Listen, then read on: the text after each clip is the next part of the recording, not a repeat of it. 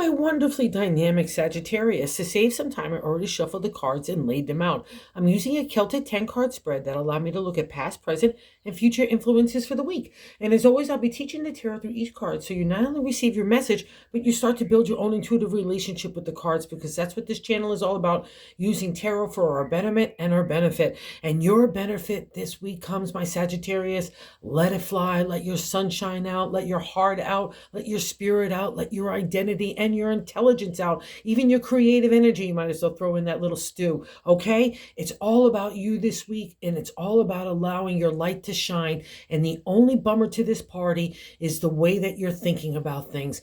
You're still feeling kind of bound in to people and situations that you need to break free from, especially in the mental set. If there's things and circumstances that you can't physically remove yourself from places and situations, and take a hard look at that as well, that if you can, do so. But if not, then it has to be a mental set that needs to be a reset within you. And let's get into why I'm saying it, because it starts with these two powerful cards in the first and second card position in the 10 card spread. In that first card position, the sun is there, and that's a significator placement, the overall gist of the overall reading, right? It's important, and the sun is an important card because it's a major arcana.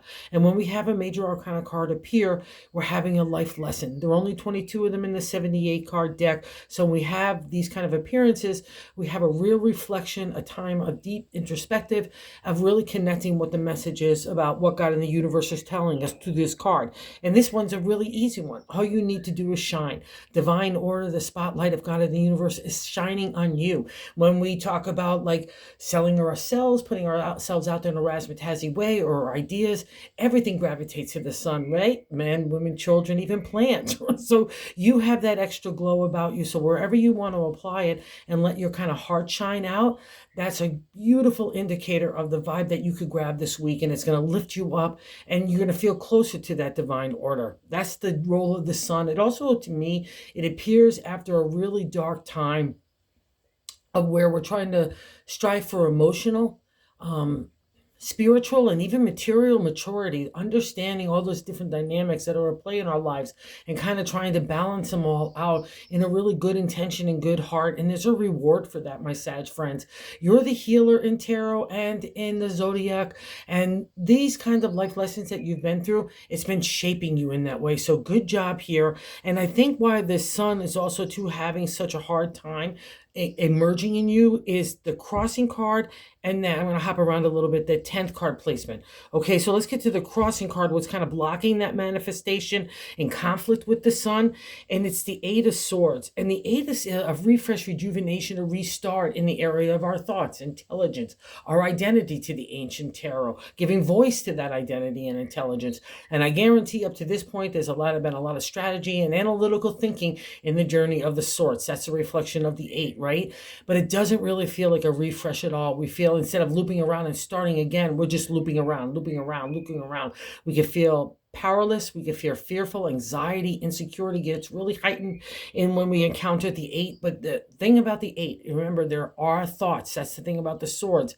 So the only one that can untangle that kind of garden that needs to be cleared away so I could plant new stuff for tomorrow's blossom, right, is you. So anytime you're starting to find yourself thinking a negative thought that's going to translate into a bummer for you in any way, shape, or form, especially in that inner dialogue, replace it with something beautiful. Tell yourself how dynamic you are, how wonderful and creative you are, how big-hearted you are, and focus that energy on the people and situations that really matter to you and actually give you that emotional and spiritual support back. Okay, so it's not about just shining everywhere, but you're shining where you really want it to be. And that's the thing about the 8. You're not honoring yourself here. You're kind of getting tangled up in other people's situations.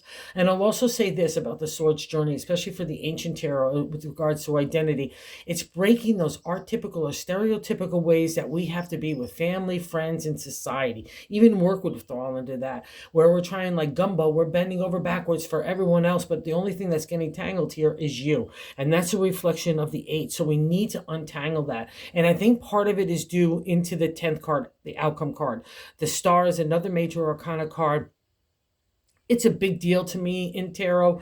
It actually is the number 17. So when you break that down, 1-7, we have another reflection of 8. And that's really its job. It's rejuvenation, a restart, and that refresh that you so richly deserve. Because it's a major arcana card, there's been a serious life lesson. When it appears to me, it's leaving your life now and the karmic reward.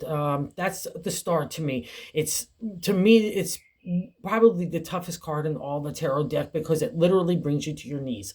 You're trying to flow emotion, you're trying to throw intellect, you're trying to manage all these different things, and it's not a small time arc. It's been coming at you for a long time. It could even be a decade and more so. That's the star. But it's a let go, let God scenario. And as the healer, the teacher, the mentor in the tarot and the zodiac, you're going to have a lot of those life lessons that really challenge us to our core. Shake our faith, shake our hope. And that's the star, because it gets so dark. All you have is a star of hope and faith to keep an eye on and get you from A to B to C. And Sagittarius, you did it. I got to give you a big kudos here, because when the star appears, it means great karmic energy. So that's why you're getting that sun to kind of light your way of how to allow yourself to get up, right? It's giving you the warmth to you first and foremost, healing you so you can stand up at your convenience and start to spread the light, right? Remember, at the end of the day, Sagittarius is of service, and you guys always have a smile on your lips, a kind word to say for somebody else. And I don't want to see that dampened over by people in situations that have kind of like made you kind of put the brakes on your own self, especially your identity and the voice to that identity. Again, where it can be moved around, great, but if not, then that moving around needs to happen with your mindset. Don't try to fight those kind of battles, especially internally, because it's all about heart for you this week. And I'm getting validated with as well in the third card placement, the top of the matter in the 10 card spread. But I like to say God's direction for the week, and it's no coincidence it's sitting next to the star. And that's what God's message is to you. Go be the Queen of Cups. The royal set on the area of the heart, emotional energy is flowing again. Love is flowing, heart is flowing, our psychic ability starts to get enhanced as well. Our intuition gets a big juice in the Queen, and it's our connection to God and the universe. And that's a direct reflection of the star stirring up that good karma within you. And again, I'll say no coincidence sitting on top of the sun, because the sun is trying to get that divine order to juice up your heart so you can start giving it out again. And more importantly, giving it to yourself, because you need a heavy dose of self-love as well. Nurturing and caring those positive narratives in the heart and the head, right? And that's what the Queen's here to do. It's not only just here to do it for you, but for those people in situations that have made that kind of turn in the wheel to stay in your favor. So that's a good thing. So get connected to God. You're also abundancy in that material world. She lives in the spirit, but she's here in the material. That's a reflection of you, Sag. Remember, you're half beast in that horse Centaurian, and you're half man too. So, or half people, whatever the word language is these days, right? But it's all about us emerging in our true identity, in our true heart, and feeling comfortable in that. She's confident. She's unconditional. Don't mess with her. She's tough love as well. But she also knows to use compassion and gratefulness. It comes at the forefront of any kind of decision making for her, right? And that's you. And I just love to see it with this kind of combo or trio right here, because it's just such good rewards for your heart to shine again. And I'll also say this, another coincidence is happening here with the Eight of Swords sitting on that fourth card position, the base of the matter. I like to say in the 10 card spread, like the gut feeling. And the Seven of Swords is the contemplation, meditation of new moves in a new direction, again, for our identity, our intellect, our strategy, analytical thinking, our voice. And it's the seeker number, right? So I'm seeking out truth. You could feel like you're being deceived. If you're deceiving other people or playing in a maneuvering way, I don't see that in the cards, but I just have to have that caveat, because that's the reverse or non-exalted state of the Seven of Swords. But we can feel like there's people against us in secrets, or more importantly, we feel like we need to keep our own cards close to our chest. I'm not ready to unveil stuff, or I'm still maneuvering in the background. It's for your favor. So whatever that way that resonates with you, Sagittarius, don't feel badly about it, because the Sag doesn't like to keep secrets. They like to be open and upfront, and they especially don't like it when other people keep secrets from them. So wherever that truth unveiling needs to take place for you, just do it at your speed, your whatever, the way that you want to do that kind of movement forward. That's all about you. That's what the 7 is. It's your seeking, okay? And what's nice here too is we have another indicator of the love that you've been really working hard to bring at the forefront, and probably why we're seeing such a good karmic energy. All right, in the 5th card placement, what's leaving our life right now is the beautiful energy of the 2 of Cups. Again, more emotional flow, love, heart, intuition, psychic ability, even dream world state is under the domain of the cups rather. And we're finding our footing again here. We're ready to allow my heart to be open again. I'm going to even allow it to be vulnerable. I'm going to fall in love with myself. I'm going to fall in love with life itself as well. It's all that kind of stirring where you get your spring in your step. It's like when you have a crush on somebody. You get all excited and you're enthusiastic and you can't sleep. It's that kind of feeling where you just get excited about you and life again. So that's a beautiful reflection of, again, how hard you have worked to come out of that shadowland of the star and move into the light, and God's right there to greet you with the sun, okay? And I just have to stick with that kind of affirmation of self-love, because here we see in the 6th card position, what's happening right now is the Page of Cups. The Page, again, is youthful energy as well. A lot of people, like with the Queen, will stick it to real people in your life, the royal suit, right? So if there's people in your life that giving you a heavy dose of self-love and making you feel groovy about yourself, be around them. The same thing with the Queen. If you feel like there's people around you that are really kind of giving you that inspiration to show your heart and be in that kind of way and walk in that way, that's just a reflection of that all possibilities within you. And that's the possibilities, opportunities, that potential that offer in the Page. It's kind of like a little whoosh of energy, like along with the Ace, that gives you kind of like, whoa, let's go see where this goes. And it's all about the heart. In the tarot, the Page of Cups is self-love. So I need you to have that reflection time in that little cup of your love, saying, where does it really go? First and foremost with you. Nurture yourself, give yourself self-love, talk to yourself kindly and gently, and that's going to translate to the outside world everywhere else. And again, you got divine order here, and God is trying to light the way, and it's first and foremost lighting your heart again. Okay, Sagittarius, that's where your domain is.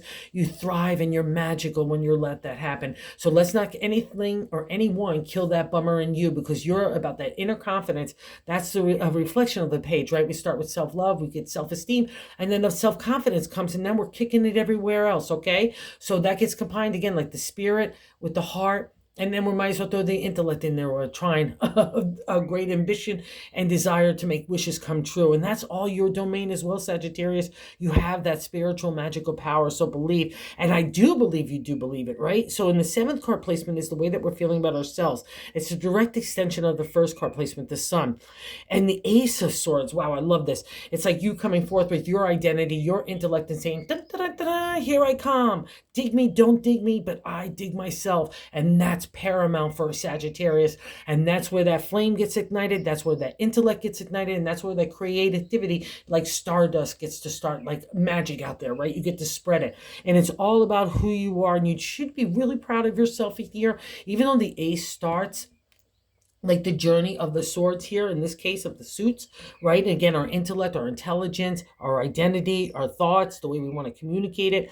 But you've climbed those mountains in the background. You've been seeking out higher consciousness, higher perspectives, higher viewpoints to see not only your own viewpoint, but others. So you could come to clear decision-making, grow emotionally, spiritually in the material world as well. You've done a great job, and that's a reflection for the Ace. I hold that double-edged sword. I can cut away to get to the truth. Another reflection of the 7, wherever you need to do that. But I don't have to deliver a harsh truth. I know how to balance out compassion and gratefulness with the Queen, and that loving heart and unconditional love, and get people to move on in a new direction. As long as they leave our life, we don't care about how they do it. As long as they end up holding their head up high, and you get to move without any more conflict. So that's kind of the strategy. If that still applies to you, that would be a reflection of the Ace. Use that balance of intuition along with intellect, okay? And it's who you are stirring deep down inside. So combine that with the Sun, break that stranglehold of the 8, let the Queen in there, and definitely let the karmic energy of the Star. And we're going to get to the High Priestess in a second. That's when it really gets nice. So believe in yourself. And that's probably why God has laid out this groundwork. It's like your sign. You're the Hierophant in tarot. To me, you take that divine message of God and make it a material reality. And that's what's happening here. But I can't turn you into that healer, teacher, mentor unless I give you a whole lot of life experiences and wisdom and insight and perspective and intention and heart and spirit. All those kinds of things come together to round you out into your character, your integrity, and your ethics. And wowie zowie, guys, you've done a great job here. And that's why God is rolling out the red carpet for you to go get your karma. And this is so groovy as well, too, because how other people look at you is the Ten of Cups, that happily ever after in the area of the heart. I will say this, because I've known this happen to Sag a few times over the last year or so. There's other people that might get jealous of you because you come across with a happy attitude, a happy heart. You like to share that. To me, you're the party host of the zodiac because you're just such great people. You want to make sure everyone's happy. And that's how people look at you. You can make happy family. You can take the ups and downs in the journey of the minor arcana, right? We have to the number 10. We get to start and loop around again. It's that peace and joy that comes out of understanding what real heart is about. It's, again, taking those ups and downs in the journey of the heart and emotional flow and feeling confident within yourself. And another aspect to me of the Ten of Cups is that the respect that you hold for yourself. And that's kind of the only thing that you're going to kind of allow in your stratosphere. So let's say people out of that deceptionness, or that people that weren't groovy to you or been plucking your nerves or just being underhanded, and they're looking at you in a jealous way. Hold your head up high and keep just walking forth. Lead by example. That's all you can do for people like that. You can't change their mindset. You can only show them how to do so. And that's a reflection that it's working. So take that power and authority in any way, shape, or form. Do not let anybody undermine you. And I'll also say this, being an outgoing person myself, people could get really mean. Like, I've had people make fun of me because I say thank you and please, which is just so crazy.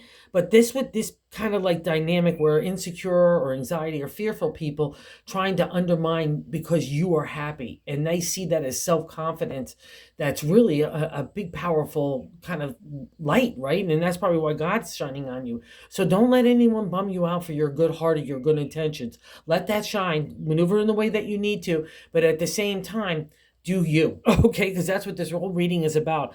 And here we meet this beautiful lady in the ninth card position of our hopes and fears. So I do not want you to be fearful in any way, shape, or form of this lady. She's the high priestess. She's the spiritual art. She's a major arcana card. And we're having that encounter now.